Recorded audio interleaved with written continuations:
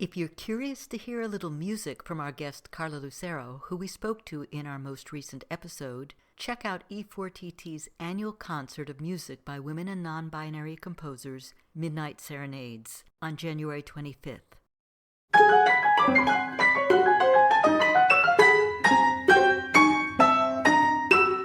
Welcome to For Good Measure, an interview series celebrating diverse composers and other creative artists, sponsored by a grant from the California Arts Council. I'm Nanette McGuinness, Artistic Executive Director of Ensemble for these times. In this week's episode, we're joined by Carla Lucero, who we spoke to in February 2024.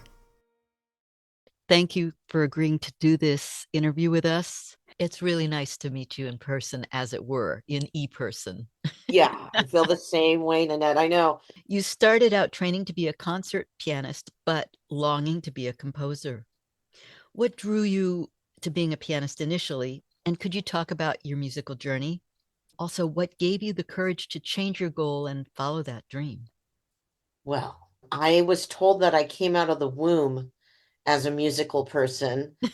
Uh, my parents told me that when I was a baby, they'd be singing a tune, on the radio, and there's a radio going, and they'd be singing, and my little hand would pop up and over their mouths if they hit the wrong note.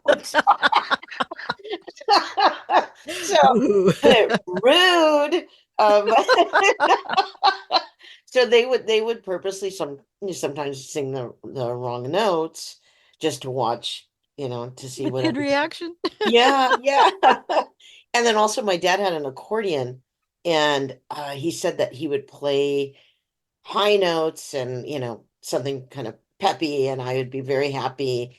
And then he'd play the low notes and I'd start crying, and so they knew that I was very musical, at a very young age. So they started me on piano lessons at 4 years old. Early. Yeah, early, because they couldn't keep me away from musical instruments. They'd lose me in department stores and find me, in those old department stores where there were actually musical instruments. They'd find me like reaching up, trying to play the piano and whatever was there. I outgrew my teacher pretty quickly at about 9, and then I was officially on the track to become a concert pianist. Started taking lessons from another amazing teacher. And so when I auditioned for Cal Arts, I got in as a piano major. All throughout this time, though, my special childhood and adolescence, I was writing little tunes. I always had music in my head, and because I had the piano lessons, I could jot down melodies and all of that. What I found out, though, in college later on, was that I wasn't being trained theoretically. I was being trained as a technician. Correct. Yeah, Yes. but really not understanding what was happening, the theory behind what I was playing. And then writing, I basically, they were melodies, but I didn't understand. Like, I would write accompaniment, but I really didn't understand what I was writing. So, but I knew I wanted to be a composer. I'm deathly afraid of performing. Oh, yeah. Yeah, lots of performance anxiety. So, but I thought, A, I didn't think there were any living composers. And B, I thought, my God, oh, woman, I'm nuts. So my first year of being a piano major, I audited composition courses, theory classes in particular, because I thought, what is this? What is this? The theory and all of that. And I audited the classes and understood what the professors were expecting of their students. So I put my portfolio together in the first year as a piano major, and then transferred or made my changed my major to composition, and they got me in as a second year student because I Wow. was able to write a pretty good portfolio. But as soon as I got there, and I noticed this when I was auditing the classes, there was not a woman in sight. You know, not any students nor the professors, you Hmm. know, all men.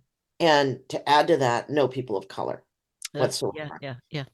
The only time I would encounter people of color um, was in more of like the general music courses, people who are not really specializing, students who are not specializing in either performance or composition. It's just, Hmm. Hmm. overall General ed. musical education. Yeah.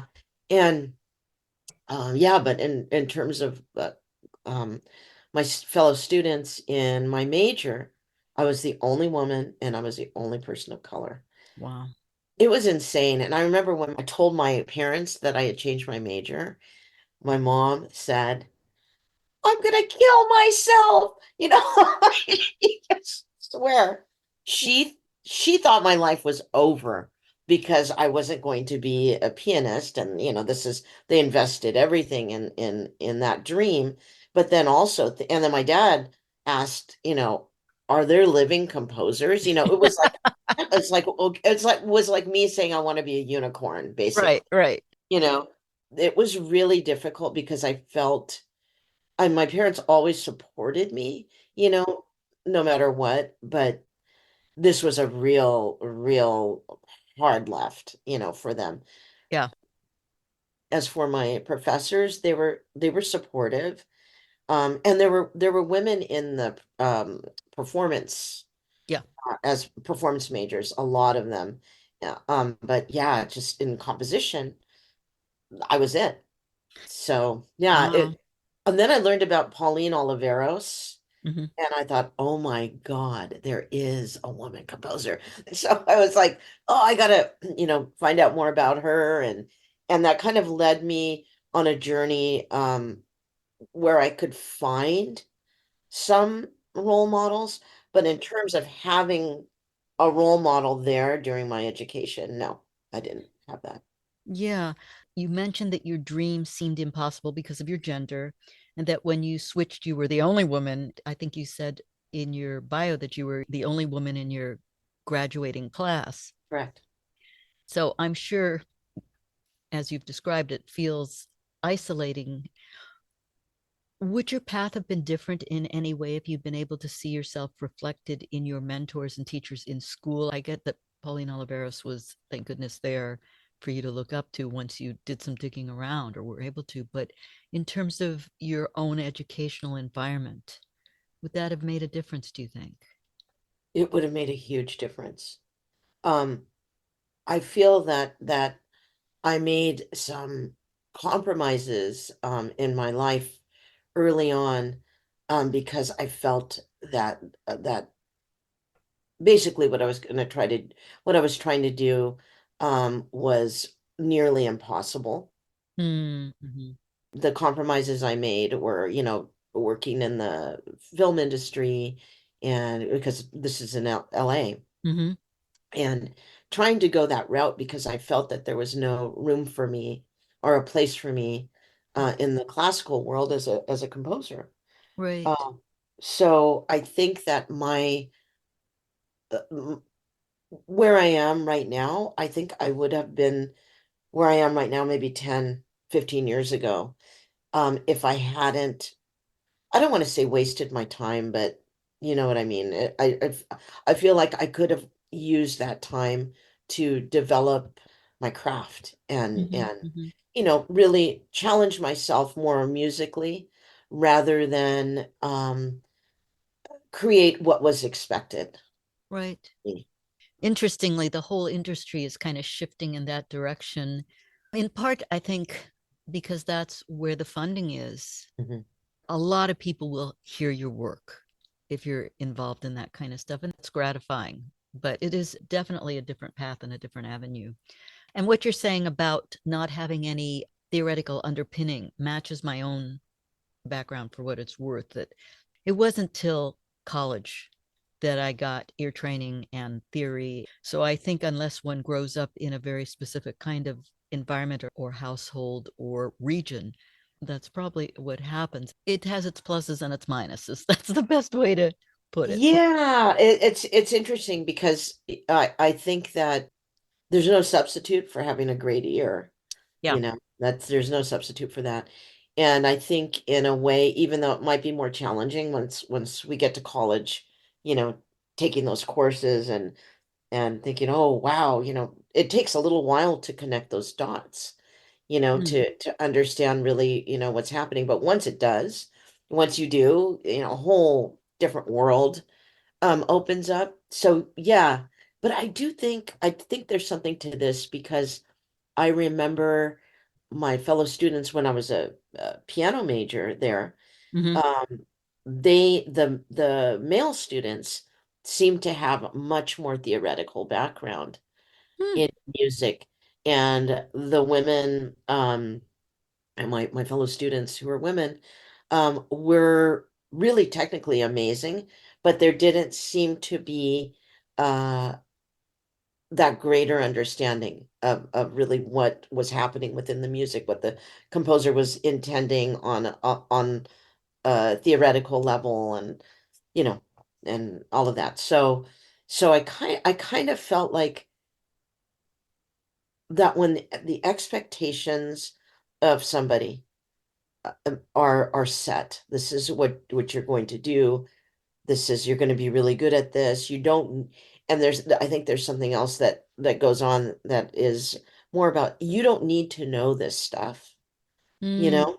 Mm. You don't need to know this stuff because you're going to be technically great at this one thing. So kind of an unconscious systemic bias I you're I thinking. really believe that's what was happening. When I didn't realize it, when I was taking piano lessons, but when I got to college, right, I thought these people are talking about things that I have no idea about. And that's when I thought I need to get my butt to some theory courses. And, I need to audit Yeah. these courses so I understand, what's happening. And I'm really glad I did. But yeah, like you said, there are pluses and minuses, right? Pros and Mm. cons um about this because I don't think my ear would have developed in the Mm. way it did if had I been trying to make sense of it all the time and analyze it and all of that. Thank you for listening to For Good Measure, and a special thank you to our guest, Carla Lucero, for joining us today. If you enjoyed this episode, please subscribe to our podcast by clicking on the subscribe button and support us by sharing it with your friends, posting about it on social media, and leaving us a rating and a review. To learn more about E4TT, our concert season online and in the Bay Area, or to make a tax-deductible donation, please visit us at e4tt.org. This podcast is made possible in part by a grant from the California Arts Council and generous donors like you. For Good Measure is produced by Nanette McGuinness and Ensemble for These Times and designed by Brennan Stokes, with special thanks to co-producer and audio engineer Stephanie M. Neumann. Remember to keep supporting equity in the arts and tune in next week for Good Measure.